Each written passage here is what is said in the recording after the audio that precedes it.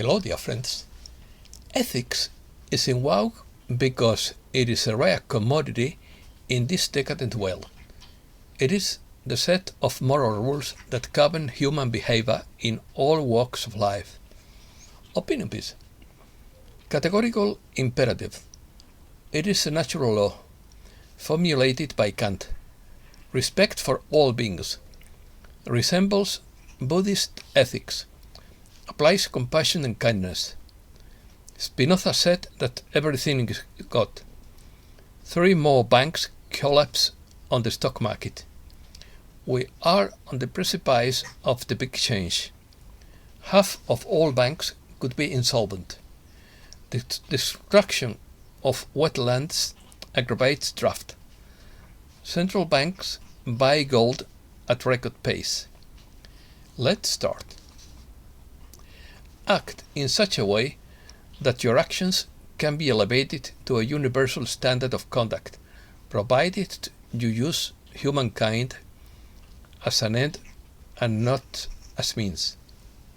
This is the famous axiom postulated by the German philosopher Immanuel Kant's Categorical Imperative, found in his 1785 work Foundation of the Metaphysics of Morals.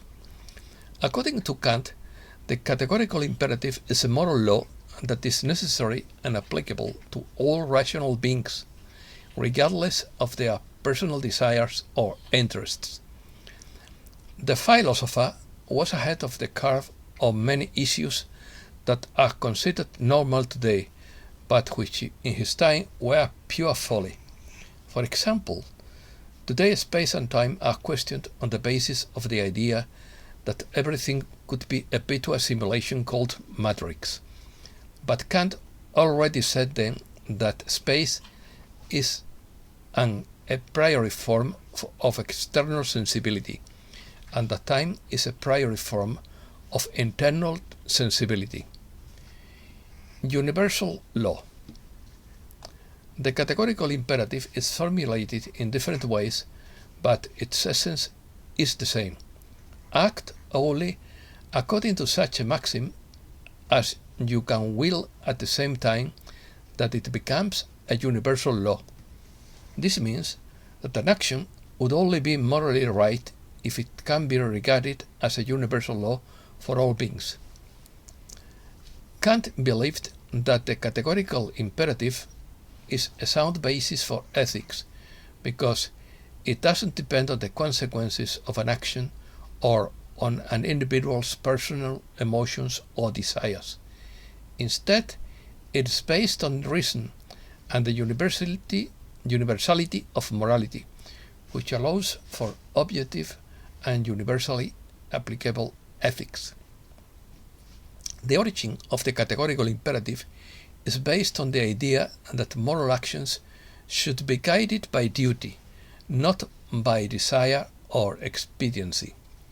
For Kant, morality cannot be determined by the consequences of an action or by the inclination of the human being, but is a self-imposed duty.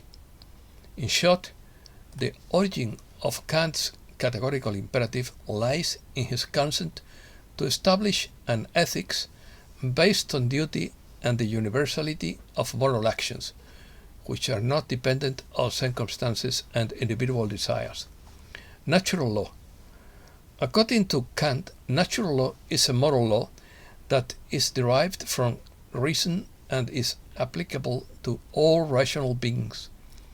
It states that we should act according to reason and duty, and not simply according to our desires or interests. Thus, the categorical imperative is a formulation of natural law and is based on the idea that our actions should be universal and not contradict ourselves. In short, the categorical imperative and natural law are related in that they both refer to a universal reason-derived moral law that establishes how we ought to act in the world. Kant's categorical imperative is not associated with a particular political or social ideology. Instead, it refers to an ethical theory that focuses on duty and the universality of moral actions, guided by duty rather than by interest or circumstance. This means that it applies to all human beings regardless of their political affiliation or social position, as a basis for morality independent of any particular political or social ideology. All is God. Kant's categorical imperative and Spinoza's ethics are two different moral theories, but similarities can be found between them. Spinoza's ethics is based on the idea that all that exists is God, and that morality is a matter of understanding the divine nature of everything around us. Spinoza holds that happiness is achieved through knowledge and understanding of nature, and that human beings should seek joy and avoid sadness. Despite these differences, a relationship between the two theories can be found in their emphasis on rationality and the importance of reason in ethics. Both Kant and Spinoza believed that reason is fundamental to understanding and living according to ethical principles, although they differed as to how these principles are applied in practice. In addition, both philosophers believed in the idea of moral autonomy, that is, in the ability of human beings to make moral decisions for themselves. For Kant, this means acting in accordance with the universal law, moral law, while for Spinoza it means acting in accordance with the divine nature that surrounds us. Buddhist similarity. Both Buddhist ethics and Kantian ethics emphasize the importance of moral intention in decision making. In Buddhist ethics, the outcome of an action is evaluated according to the intention behind it. Similarly, in Kantian ethics, the morality of an action depends on the intention behind it. Both ethics are based on respect for others. Both Buddhist and Kantian ethics place a strong emphasis on respect for other sentient beings. In the case of Buddhist ethics, this respect stems from the belief that all beings seek happiness and try to avoid suffering, while in Kantian ethics, this respect stems from the consideration that all beings deserve to be treated with dignity. In Buddhist ethics, it is the intention or motivation behind an action that determines whether it is right or wrong. In Kantian ethics, the morality of an action is determined by the intention behind it. It is to say, where it is done out of duty, and not out of convenience or self-interest. Moreover, both ethics share the idea of universality. In Buddhist ethics, it is about applying compassion and kindness towards all sentient beings without exception. Another similarity between the two ethics is that they believe in the importance of self-control and discipline in developing a sound morality. In Buddhist ethics, this is achieved through meditation and control of the mind and senses, while in Kantian ethics, this is achieved through the practice of reason and the discipline to act out of duty rather than desire. Research news. These are the conclusions Gary Goodman has reached. First, the white hats were never intended to do everything for us. Anyone who is unable to sustain a higher frequency will not be present after a transition to higher density. The financial reset would be best applied after the transition. The fastest attainable speed in the universe is the speed of thought. Therefore, thoughts can have consequences, especially negative ones. Those negative thoughts are persistent and do not go away on their own. Therefore, ask for help to get rid of them. The most powerful force in the universe is the unconditional love of the Creator Source. Our collective consciousness manifests the matter of a sphere, which includes mountains and oceans. David Wilcock now believes that the solar flare will not trigger the event, but we will trigger it from our own frequency. We are right on the precipice of the great shift. This requires us to raise our frequency as high as we can to survive in a higher density. Don't fall apart in the coming months, as things will get very intense. For a year now, the beta testing of the QFS has been going on behind the scenes, and it is complete and running at a good pace. This means a controlled meltdown is happening. The richest 1% of the population owns 80% of the wealth, but that statistic would change for the better with the global financial reset. According to Ranra, the only way we can make sure it happens is if we take charge and take responsibility for making it happen. We are waiting for the coalition to take responsibility to make it happen, but the coalition is waiting for us to take our own responsibility to make it happen.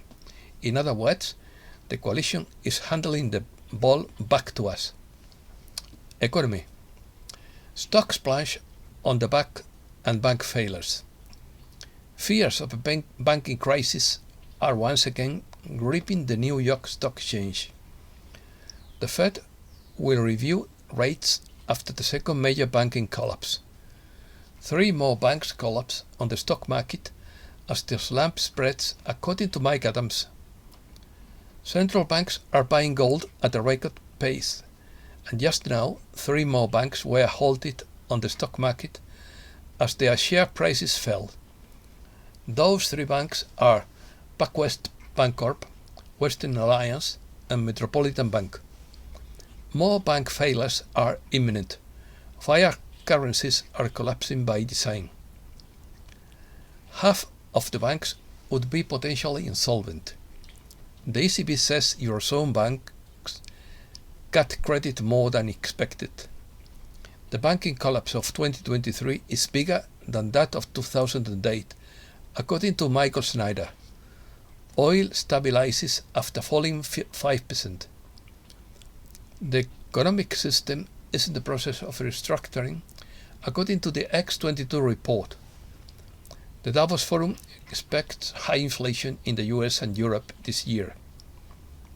Gregory Manarino believes that the banking system is much worse off than we think. Is a US default looming? Canada and Mexico would be the first to be affected. Charlie Munger says most fund managers are little more than soothsayers and astrologers. 70% of Americans are affected by inflation, and more than half have trouble making ends meet. The Creator has promised to release His infinite abundance to His children, but the problem is that the people in charge have not yet done so. China. Large Chinese groups avoid taxes by using tax havens. China may no longer need Western technology. The IMF says China is turning the corner on debt restructuring. 89 countries are going for de-dollarization. More than 20 countries sold their treasury bonds. Half of them are US allies. China has signed agreements to use the yuan for oil and gas transactions with countries such as France, Brazil, and Saudi Arabia. Spain. Half of the Spanish population struggles to make ends meet. Spain has lost 5 income points compared to Europe over the last 5 years. Spain's per capita income is 15% below the European average. Demolition of reserves aggravates the drought in Spain. Catalonia will decree drought in 495 municipalities with water restrictions. Americas. The Biden administration approved sending 1,500 troops on the Mexican border. AMLO threatens diplomatic protest to the US for funding an NGO. Mexico has seized almost 40,000 weapons in more than 4 years, 70% from the US. Bolivia discovers new well that will increase gas and oil production.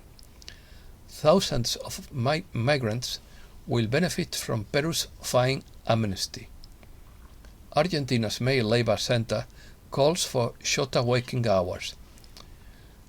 Uruguay is the safest country. The World Peace Index 2021, produced by the Institute for Economics and Peace, ranks Uruguay as the most peaceful country in Latin America and the Caribbean, ranking 35th in the world. In addition, Uruguay's crime rate is relatively low compared to other countries in the region. And that's all for today. Thanks a lot, dear friends.